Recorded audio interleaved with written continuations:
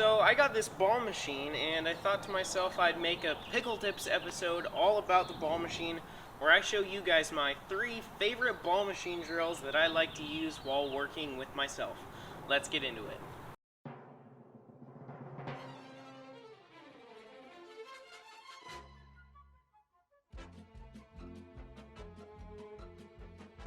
Alright, the first drill is probably the most common drill for ball machines, but that doesn't mean that it's not one of the most useful. It's for ground strokes and it's super easy to set up, and it's one of my favorite ones to do whenever I need a little bit more practice. Now, the first things first, I'm going to be setting up my ball machine right in the middle of the court near the baseline, opposite of where I'm going to be standing. This way I can get it to shoot all the way back to my side of the court and it can simulate a real ground stroke, serve, or return. Alright, now that you've got the ball machine where you want it, you can work on the ground stroke drill. It's really simple. All you're doing is hitting ground strokes. You want to follow through the ball and you want to bend your knees and keep the ball out in front of you as well. It's all really important things to take into consideration. A really important part of this drill is your consistency. You don't want to be going for too much or too little. You're working on consistency because you want to practice how you play. Meaning, if you practice and you get every single shot in, it'll be way easier to get every single shot in while you play.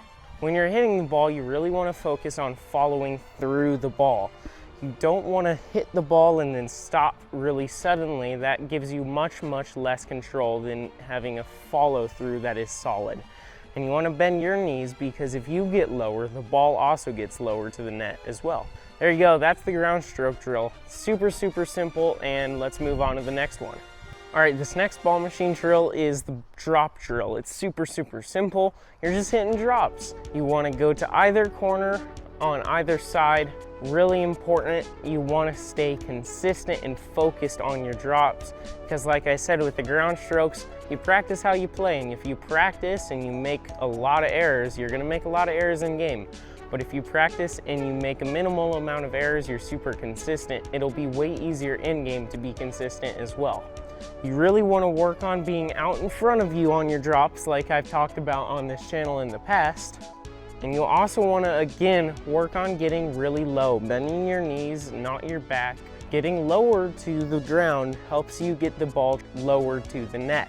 Really focus on not going for too much. You want it to drop right in the kitchen, but if you get it a few inches past the line, that's okay as well. There you go. That's the drop shot drill. Super simple, just like all of these. Now we'll move on to the third and final drill, which is the 2-ball drill. This next drill is called the 2-ball drill, and that's because every 2 balls you're gonna reset and then punch. Reset and then punch. Your main goal in this is to keep your resets shallow so the opposing team would have to run in and try to take it from below the net. And on your punches, you want to keep your swing short and fast. You don't want to do this big loopy swing because it can throw you off balance and it can give the other team the advantage. So here we go. Reset and then punch. Reset and then punch. And then do some with your forehand. Reset, then punch. Reset, and then punch. You really want to absorb the ball with your resets. Absorb it with your paddle, drop it right into the kitchen. You don't want to hit the ball, you want to let the ball hit you. The reason being is it'll be way easier for you to hit a much softer shot that will land right in the kitchen and put you in a situation where you're putting pressure on the opponents.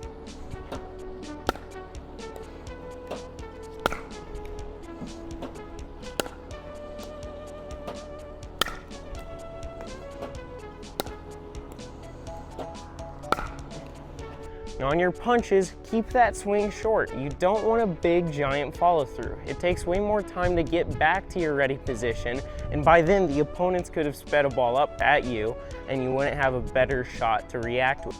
Again, as always, consistency is key. You really want to focus on making your shots every single time. If you don't, that's okay. That's why we're here to practice, but if you do, that is amazing. You really want to focus on making every shot. Well, there you have it. These are my 3 favorite ball machine drills. I really hope you enjoyed this episode of Pickletips, episode 3 If you want to see more content like this, leave a comment down below and subscribe to the channel. I really appreciate all of you guys watching, and we'll see you next time. Bye.